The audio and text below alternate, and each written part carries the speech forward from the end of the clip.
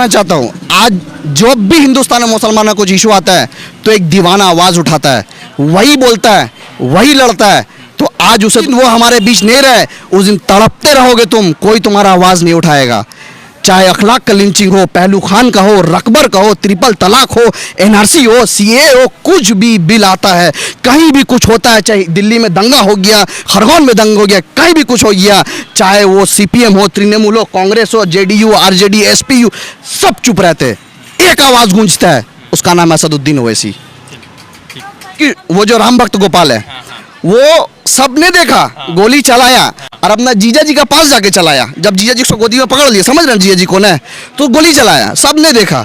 देखिए बिंदास बोले कि मैं देशभक्त हूँ, मैं हिंदू भक्त घूम रहा है, यही कह रहा हूँ मैं। अगर तो उतर जाते, पाक सर्कस, राजा बाजार, मटिया बुरुज, यहाँ क्या जुलूम हो रहा है, मुसलमान के ऊपर जुलूम हो रहा। और यही जुलूम अगर कांग्रेस रूलिंग सरकार में होता तो हम चुप रहते हैं, सीपीएम रूलिंग सरकार में तो चुप रहते हैं, तृणमूल का रूलिंग सरकार में तो चुप रहता, भाट पड़ा हुआ, बैरकपुर हुआ, हम चुप रहते। तो मुसलमान का भी ये दोगलापन खत्म होना चाहिए। ये लोग कल तृणमूल का कैबिनेट का 9 मंत्री कल नया आया, ठीक है, उसमें से एक ठो मुसलमान था। मतलब 100% वोट देंगे और 1% मिनिस्ट्री मिलेगा। मैं कहना चाहता हूँ कि भाई ये तुम्हारा कोई नहीं है, मुसलमान का भी वक्त आया है कि अपना आवाज खुद से बुलंद करने का। देखिए द इंडियन खबर, सच आपके सामने।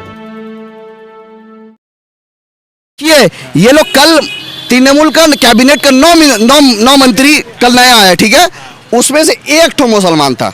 मतलब 100% वोट देंगे और 1% मिनिस्ट्री मिलेगा। मैं कहना चाहता हूँ कि भाई ये तुम्हारा कोई नहीं है, मुसलमान का भी वक्त आया है कि अपना आवाज खुद से बुलंद करने का।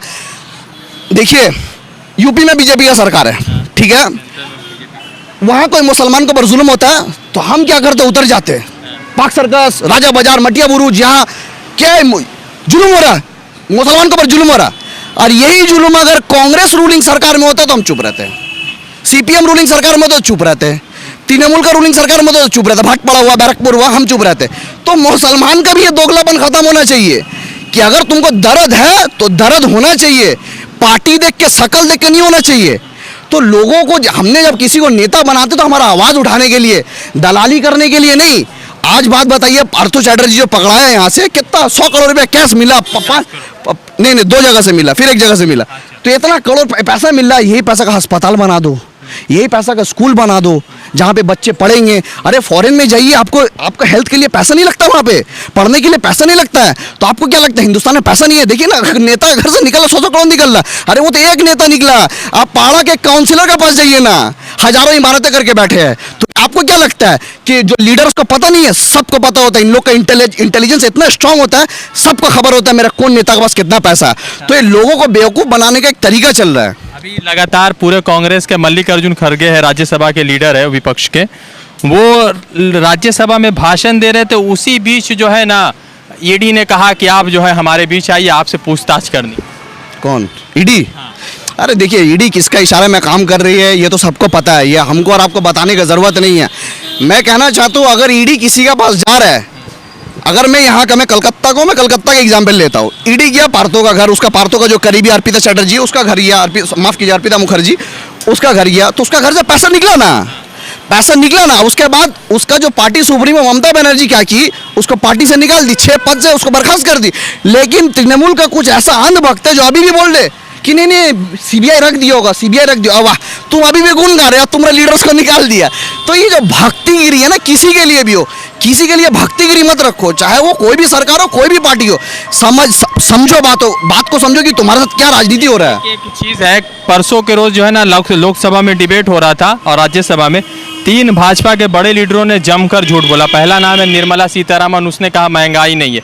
निशिकांत दुबे बिहार से आते, उसने कहा, भागलपुर से, उन्होंने कहा कि एक भी किसानों ने मोदी जी के सरकार में आत्महत्या नहीं की। और तीसरा नाम है जो बड़ा समझिए जयंत सिन्हा, जिनके फादर जो है अभी तृणमूल के अभी जो है स्पोक पर्सन, तृणमूल के लीडर भी और प्लस अभी जो है इलेक्शन भी लड़ रहे थे।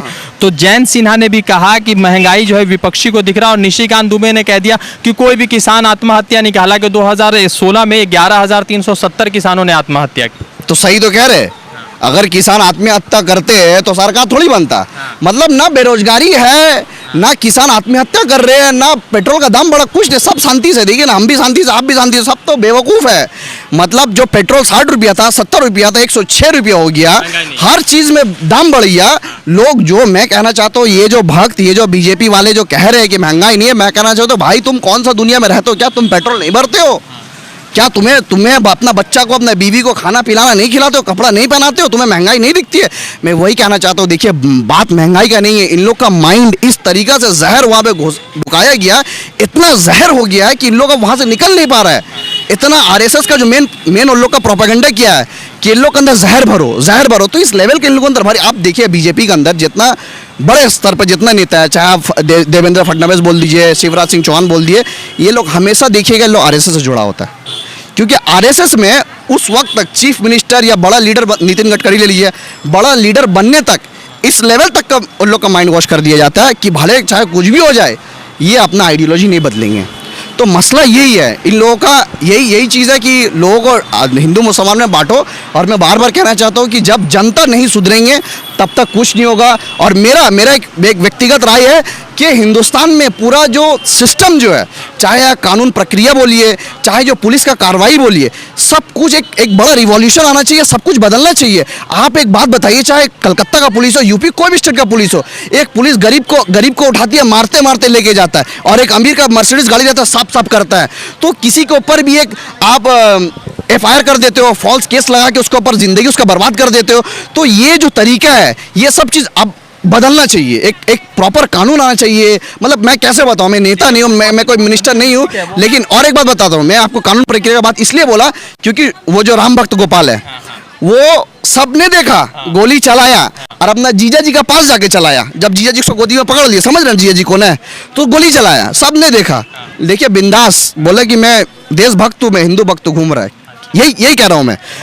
हाँ, मैं यही कह रहा हूँ, ये जो कानून प्रक्रिया है, ये बदलने की ज़रूरत है। अब कैसे बदलेगा नहीं बदलेगा वो मुझे नहीं पता। एक आखिरी सवाल कि आमिर खान की दोनों बहनों की शादी हिंदुओं से हुई, हालांकि आमिर खान बाय नेम से मुस्लिम है, और आमिर खान की खुद की 2 शादी जो है पहले हिंदू से हुई है और अभी वो तलाकशुदा है। तो सवाल ये है कि आमिर खान को ज़बरदस्ती क्यों मुसलमान बना के कह रहे हैं? हालांकि मुसलमान का एक बड़ा वर्ग कह रहा है कि मुसलमान है ही नहीं, फिर भी कह रहे हैं नहीं, फिल्म बाइकआउट करो। मैं वही आपको पहले आपको एक बात बोला कि मैं आमिर, सलमान, शाहरुख खान का, मैं यहाँ पे उनका वकालती करने नहीं आया हूँ। लेकिन इन लोगों को समझना चाहिए अब कि तुम जो मेजॉरिटी को खुश करने के लिए उनके तरह का मूवी बनाते हो, वही मूवी में तुम तिलक लगाते हो, वही मूवी में 7 बार तुम घूमते हो, सब कुछ करते हो। तुम कुछ मुसलमान के ऊपर इतना जुल्म होता है, कभी तुम आवाज़ नहीं उठाते हो। क्यों? क्योंकि मेजॉरिटी नाराज़ ना हो जाए। आज वही मेजॉरिटी तुम्हारा ले रहा है अच्छा से कि लड़ाई हिंदू मुसलमान का नहीं है। अगर कोई सोचता है लड़ाई हिंदू मुसलमान का, तो कतई नहीं है। लड़ाई है मुसलमानों का, ये बीजेपी, आरएसएस और बजरंग दल से लड़ाई है।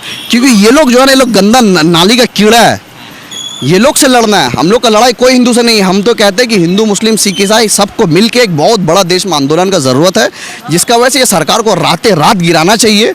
गिराने के बाद और ये जो सेकुलर सरकार है, इनको भी आप क्या करना चाहिए, इनको भी इनका हैसियत दिखाना चाहिए कि अब मैं अपना मतलब मुसलमान का बात करूं तो मुसलमान को समझना चाहिए एक चीज़ कि तुम उनको सपोर्ट करो जो तुम्हारा आवाज़ उठाए। मैं आज तक कोई भी पार्टी का झंडा नहीं पकड़ा हूँ, किसी का भी नहीं।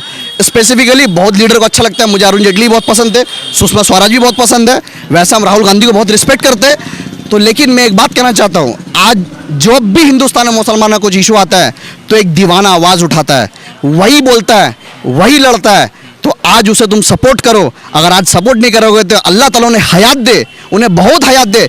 राजनीति में कौन क्या कर रहा है नहीं पता, लेकिन अगर आवाज़ उठाता तो वही उठाता है। और मैं चाहता हूं कि मुसलमान उसका साथ दे, मुसलमान उसको सपोर्ट करे। जिस दिन वो हमारे बीच नहीं रहे, उस दिन तड़पते रहोगे तुम, कोई तुम्हारा आवाज़ नहीं उठाएगा। चाहे अखलाक का लिंचिंग हो, पहलू खान का हो, रकबर का हो, ट्रिपल तलाक हो, एनआरसी हो, सीए हो, कुछ भी बिल आता है, कहीं भी कुछ होता है, चाहे दिल्ली में दंगा हो गया, खरगोन में दंगा हो गया, कहीं भी कुछ हो गया, चाहे वो सीपीएम हो, तृणमूल हो, कांग्रेस हो, जेडीयू, आरजेडी, एसपीयू, सब चुप रहते हैं। एक आवाज़ गूंजता है, उसका नाम है असदुद्दीन ओवैसी।